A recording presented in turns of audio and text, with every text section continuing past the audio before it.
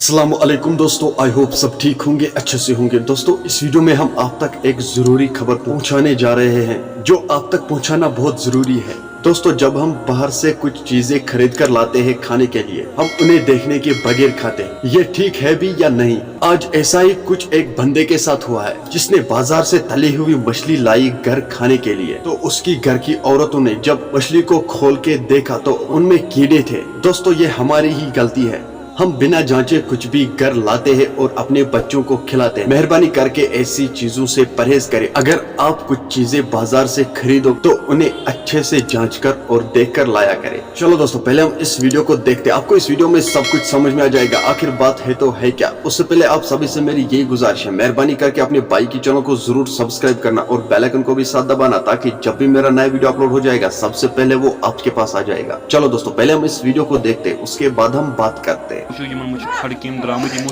खेम तो माज नजर पेम एंडस तुम वो विजुअल्स वो तुम खड़केम गाड़न मेहरबानी कर अगर तुम अनान कह चीज गो प्रॉपरली चेक करान पे खेवान तुम खड़केम कत तुम वो यह वीडियो एंडस तम अमिस गए और यमो रोट ऑन स्पॉट यह वो तुम वीडियो एंडस तम सोरे डस्टबिन में क्या कर सो खुल त्रा गाड़ी खुल त्रा पत्थर त्रा दगक लाइट त्रा गाड़ त्रा डस्टबिन मज गाड़ वाल जल्दी पक जल्दी